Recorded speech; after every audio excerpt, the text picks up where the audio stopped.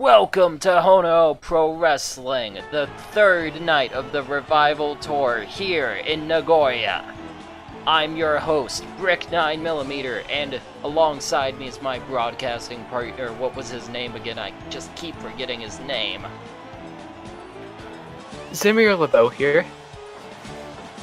And I'm getting real tired of this gimmick Brick. I thought he wasn't going to answer me. I thought he abandoned me. I considered it. For a good 2 seconds, I was like, maybe I should just leave. He can do this on his own. But speaking of But here we go. abandoning, and my father, get ready for Ricky Backdrop taking on Killbo, the kickboxing clown, in this B-block matchup. Will Ricky Backdrop stop Killbo, the kickboxing clown's 2-0 streak? Or will Killbo's Path of Rage just blaze a path right through this entire tournament? Killbo's Path of Rage, Destruction, and shoes maybe 12 sizes too large. Yes, those very legal shoes of Killbo, the kickboxing clown. Every single inch has been certified by the Honoo Commission.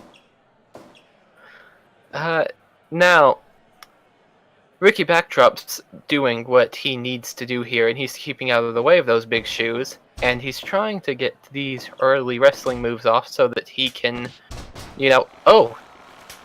Killbo got caught with the Joy Buzzer move there. Very interesting that the clown got through that one. Yes, very interesting. Now, Ricky Backdrop has to rethink his approach here, because even if you take out those arms, the kickboxer's secret weapon, or rather the weapon that says right there on the tin, is their feet, their legs, their kicks. They use their legs to strike people. The kickboxer's biggest weapon is their legs, but I don't care how many legs you have if I break your arm at the elbow, and I think that's the same thing Ricky Backdrop's thinking right now. Of course, Ricky Backdrop has a secret weapon of his own beyond those holds, and those are his devastating backdrops, but to get those backdrops locked in, he has to work on his opponent. This match really, you can tell everything that's going to happen in this match from the tin. We've got Ricky Backdrop over here going up against Killbo, the kickboxing clown. The only master of both kickboxing and being a clown. He's truly inspiring. When I was a kid, I wanted to be a clown, and I wanted to be a kickboxer, but I abandoned that because I thought you couldn't be both. And here we are, Killbo, proving you wrong, making you wish you hadn't followed your dream of doing subpar commentary. Yes, I could have been the best kickboxing clown in the world. He could be commentating this match. Instead of me, I could be in there right now.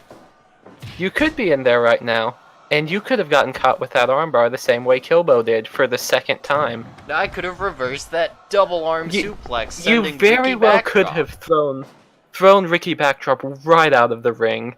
Right out of that absolutely dropping the old man on his head. Shortening his career. I don't know, he's been wrestling for like 50 years now, hasn't he? Yes, I heard he invented the backdrop. But Killbo's not letting him lock in any backdrops there, because he does not want his head to be drilled into the mat, even when you have such a nice afro. It's padding. That's a hard mat. It's a very hard mat. This is not our Kleenex brand mat. This is the toughest mat that Honoo Pro has. It's enforced by Bushido. Steel folded 1,000,000 times. Now, they're getting very defensive here. Yes, this is a very defensive portion of the fight. Ricky's just trying to dart in and get one of those backdrops, but he also knows he can't let Killbo take out his legs with these huge low kicks. Of course, it's defensive, but as soon as either of these men puts the pressure on, this match is as good as over. That said, we're getting to the end of round 2, and both of these men will get a little bit of a breather heading into round 3. Ricky Backdrop just with a huge punch to the face right there. I didn't even know wrestlers could do that. You're allowed to I guess counter with them, but not to deal them out. Because I guess Backdrop's learned a couple of dirty tricks in his time as a pro wrestler. Yes, he's a dirty man. You gotta be dirty when you're fighting against a clown like Killbo the kickboxing clown. That torture Cobra twist just for a second. This match could potentially be a draw if one of these men doesn't shift into high gear.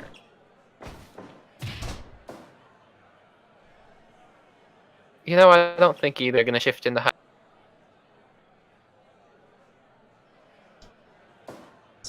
Both men are being very defensive, but Killbo putting the pressure on. As Ricky Backdrop locks in that cross arm breaker. Ricky Backdrop, he just keeps going to that arm, but he's not keeping any of those locked in for long enough. Killbo's using his small amount of grappling training to block these arm bars.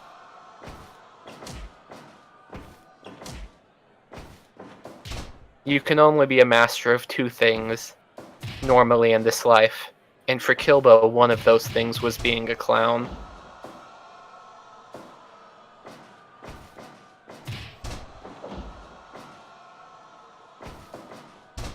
Backdrop continuing to send Killbo down to the mat, but Killbo with a devastating strike rush. You see, I don't know if either of these competitors really has. Both of these two seem so... They have so much gas left in the tank that I don't think that anyone's going to get a fall in these last 20 seconds.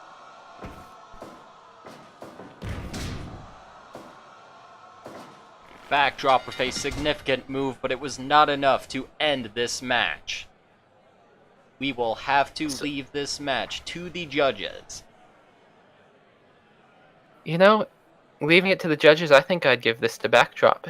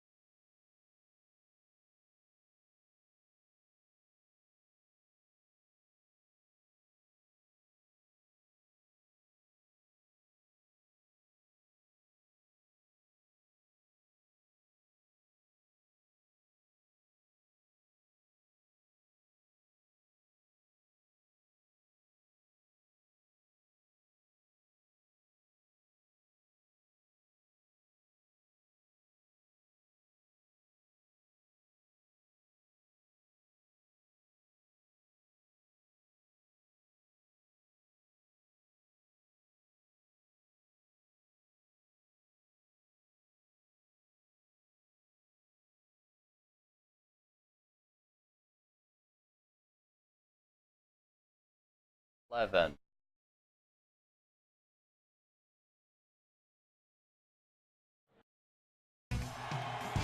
Welcome back to Honoo Afterburn. After a horrifying incident with a coffee pot backstage, I'm your host, Brick 9mm, along with Xemyr LeBeau, as Tyson Apollo, the boxer with the record right down the middle, 1 victory, 1 loss, prepares to take on Mason Markham. 0 wins, 2 losses. You see, I think that 1 win differential between these two doesn't even show the full spectrum of this fight. Mason Markham has come out here twice and gotten utterly destroyed twice. Tyson Apollo came out here against one of the most dominant forces in Honoo Pro last week, took on the wall, and actually managed to pull out a victory. Yes, and if he can show... He climbed the wall. If he can show... hey, I think they're going a bit too fast here.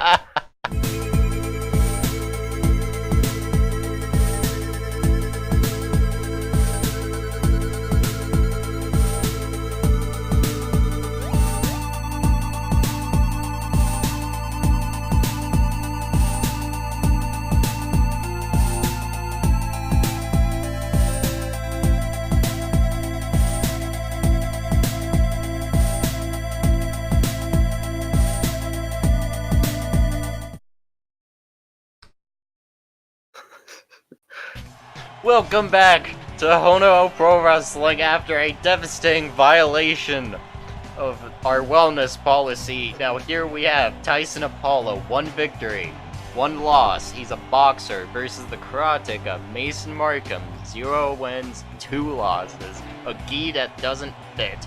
Crippling drug addiction. Yes, it seems as though both of these men were a bit... stage fright, you know. Tyson Apollo has climbed the wall, but he was not prepared for the challenge Mason Markham presents. The wall of a man that equals the Wall Jr. himself. You see, Mason Markham's just there sitting in the middle of the ring waiting for someone to kick him in the face. That is something that Tyson Apollo is not going to do today, though. Tyson Apollo immediately strikes Markham with a body blow straight to the gut. I mean, it's the biggest target on Mason Markham. It's not like it's a hard one to miss. It's poking out of that gi of it. Who knows? That McDonald's-colored gi. Maybe if Mason Markham wins the Honoo GP, he will be able to afford a new gi that fits as Tyson Apollo aims for the kill once more. Just those huge strikes to the gut. They might not finish a fight immediately, but that's going to slow your breathing down. That's going to make you have to recover, and you can't recover while this guy's on top of you, throwing punches at your head. Yeah, if that guy was on top of me, I'd be scared.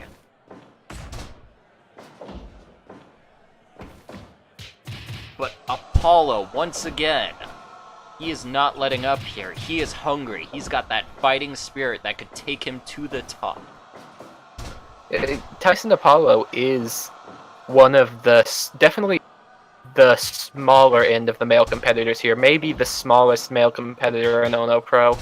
But he's making up with that with tremendous heart and, honestly, incredible striking prowess here.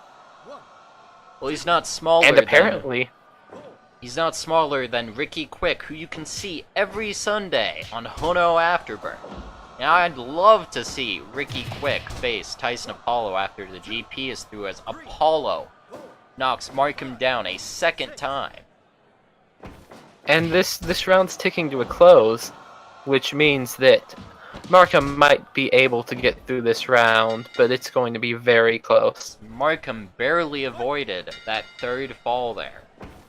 He could still come back, but it's not looking good for him, as Apollo has him down again.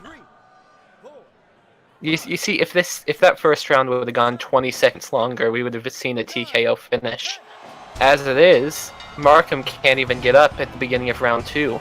Just absolutely dominated by the smaller boxer here. Tyson Apollo trying to climb back into A block with two dominating performances. The man who climbed the wall climbed another wall again tonight.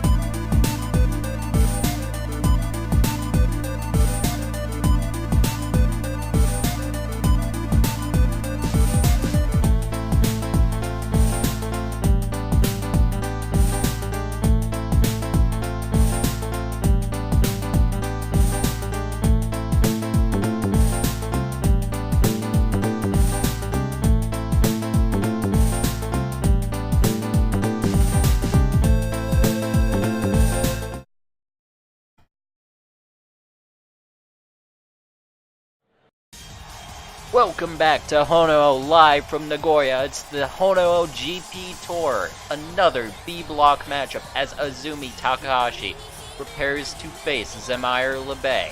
It's Karateka versus Karateka, and both competitors have similar records, 0 wins, 2 losses. They have a lot to prove, and they have a lot to prove right now, tonight. You see, the best thing about this fight is something's got to give. Odds are someone's going to walk out of this fight with the win, and even if they don't, no one's going to go to 0-3. Regardless of anything, we're in for a show as Karateka versus Karateka matches have some of the most exciting thrills Honoo has to offer.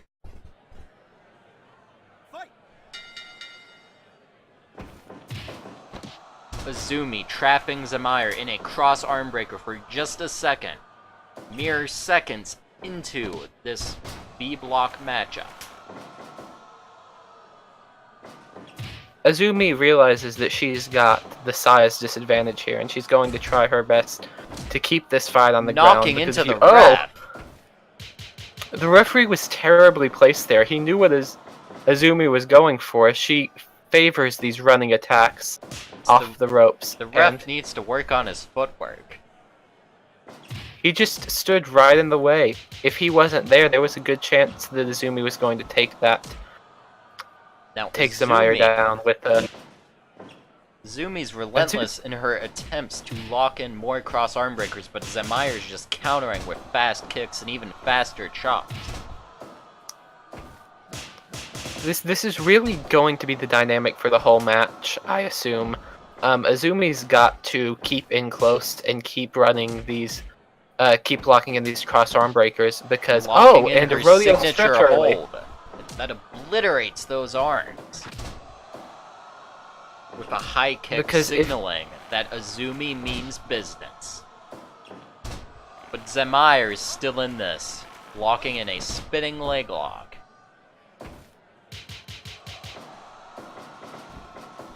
Azumi just barely misses. Xemyr isn't letting her get anything past him, as he demonstrates sublime knowledge of devastating throws and even more devastating holds. You see, this fight is going to look very balanced for the probably round and a half, as both of these competitors will take punishment, just throw out punishment of their own, it's only going to be the later part of round 2 that we can really tell who has the advantage here. Of course, both fighters are experts on the mat. But Azumi keeps getting those high kicks and keeps trapping that arm of Xemyr LeBay. She's looking to obliterate his arms, and they are already showing signs of fatigue. They're showing a little fatigue, but he hasn't dropped his guard yet. Once he drops his guard, he's going to be in a terrible position for the rest of this fight. And seeing Azumi's kick crush, followed by an even more devastating attempt to get on that top rope, followed by an incredible hold from Azumi, focusing on a different body part than before, but equally devastating nonetheless. You see, when Xemyr just hands you an opportunity like that on a silver platter, falling off the bottom rope right into your clutches, you've got to go for the leg lock. Yes, you've got to capitalize. Azumi takes Xemyr down, but Xemyr counters. But Azumi with another counter. Xemyr with another counter. Azumi with the back smash. These fighters are experts. They're in their element when they're on the mat. But Xemyr's strike game is to be feared as Azumi takes her first fall. But she's up really quickly there. What was that, 4? Now Xemyr continuing to put the pressure on, but as soon as Azumi gets back on her feet, she will bring the fight to Xemyr just like that.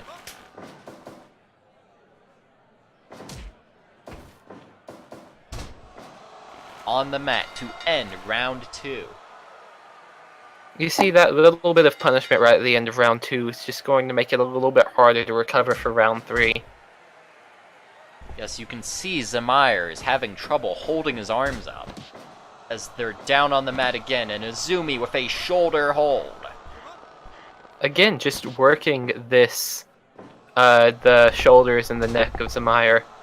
But Xemyr with a front neck lock, the turkey wing.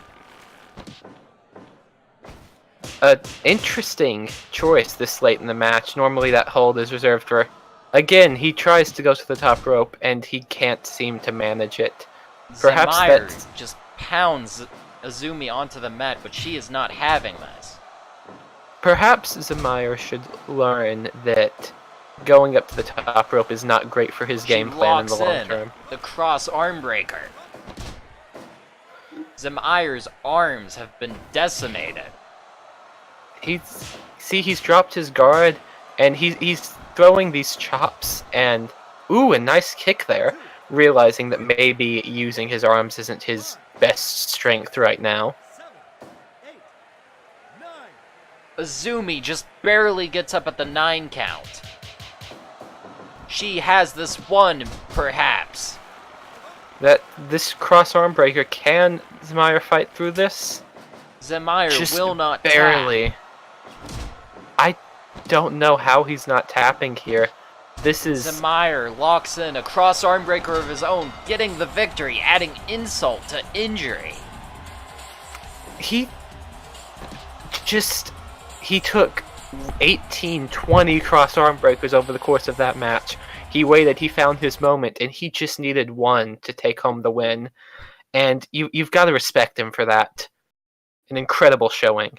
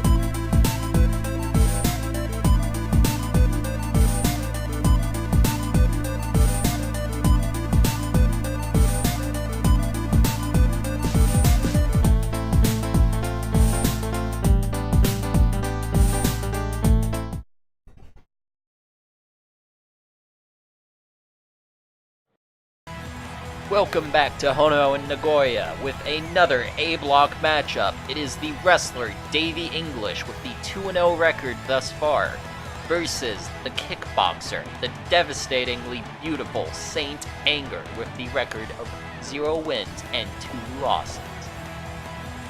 No, Davey English, perhaps the most English competitor in Ono Pro, is also best wrestler in Ono Pro right now with an impressive 2-0 record, by far the best start of any wrestler here.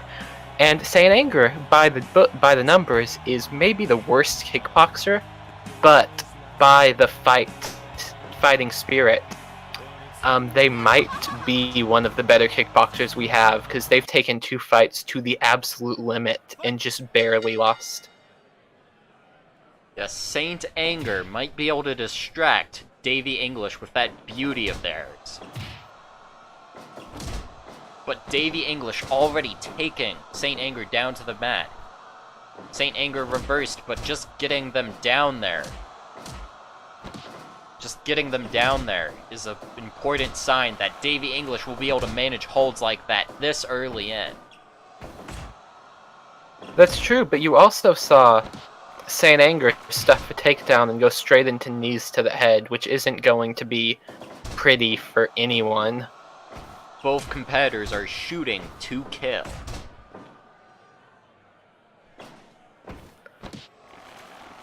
As Davey English has the arms trapped, Saint Anger makes the smart decision using their leg to get out of that hole.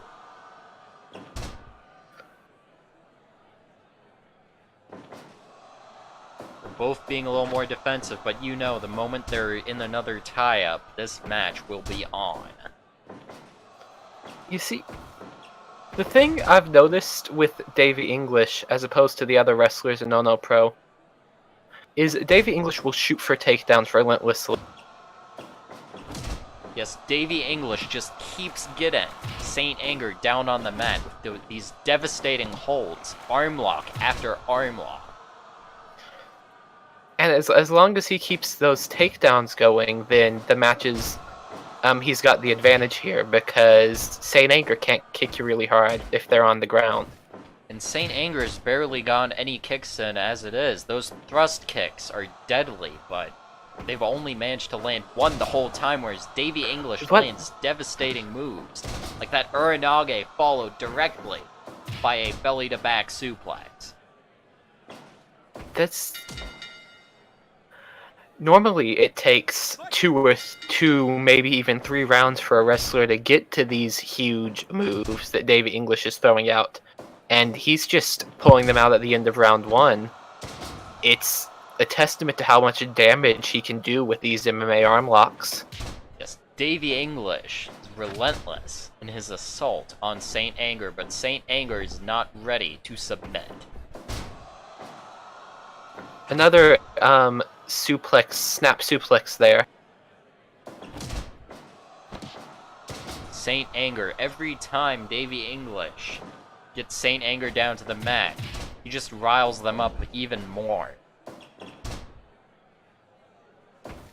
Because these takedowns, they're one of Danny English's biggest strengths here, that he relentlessly goes for this takedown. His name's Davey English.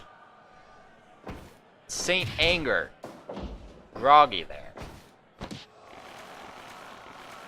Regardless, every time he goes for this takedown and gets stuffed, it's a huge kick to the stomach that Saint Anger responds with, and that's not going to bode well for him if he takes too many of those.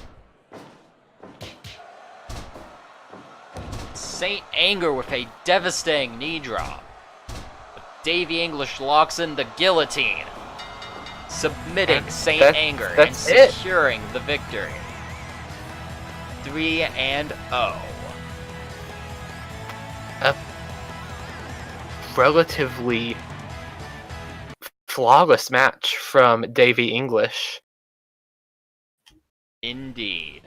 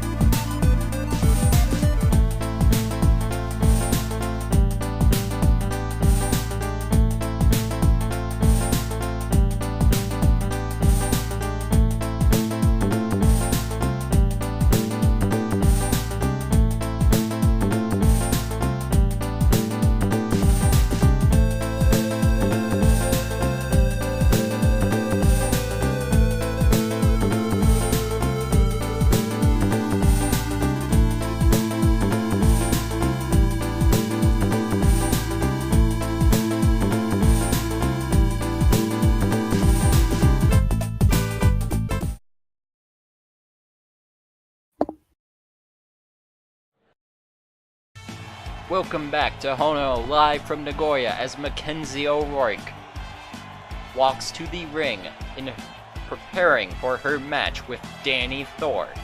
It's boxer versus hybrid fighter. Makenzie O'Rourke with the even record of 1 win, 1 loss versus Danny Thorpe with the exceptional record of 2 wins, 0 losses.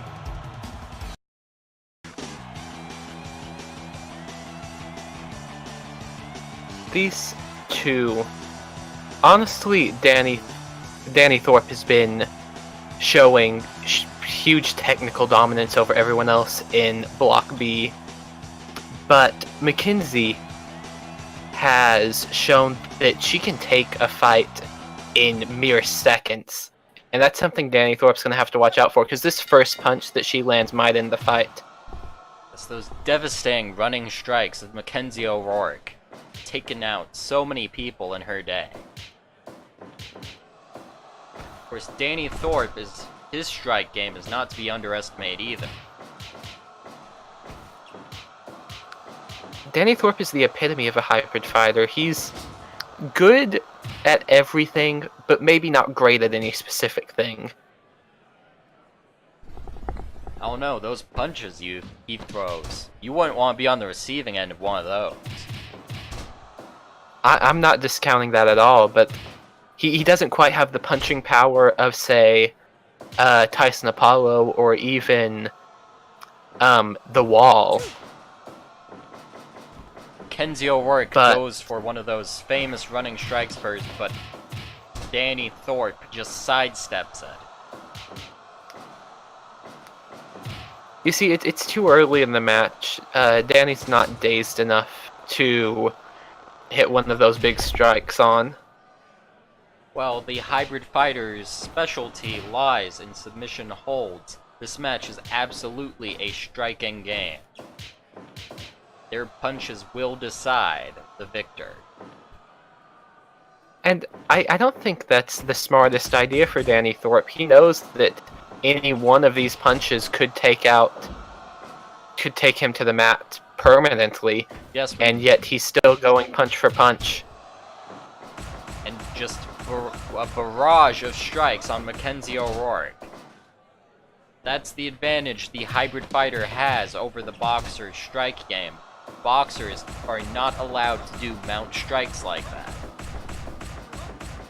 But Danny Thorpe can just pummel her until she manages to get out. That might be the real difference maker here. Because even if Makenzie O'Rourke's striking abilities are superior, you can only take so many punches, but in the second round, Makenzie looks to end it already. But Thorpe strikes back. 2, 3, 4, 5. Makenzie's nowhere near it done, though, with that. Oh, the huge Superman punch there. Each of those devastating attacks. But if Thorpe just keeps laying into the ground and pound, this could be over before it even begins with that guillotine. This guillotine. The guillotine. This guillotine has won 2 matches tonight. Finishes it once more.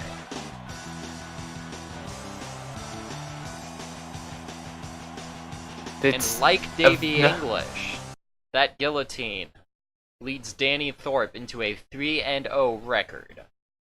A very impressive showing as well from Danny Thorpe.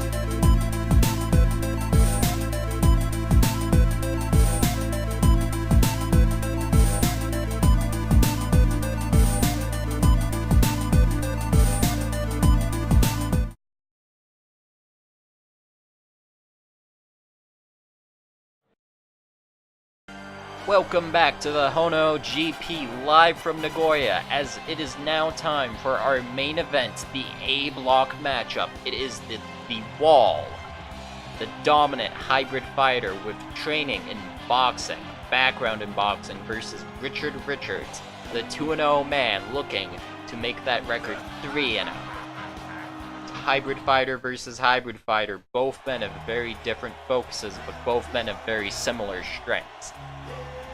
The excitement in the air tonight.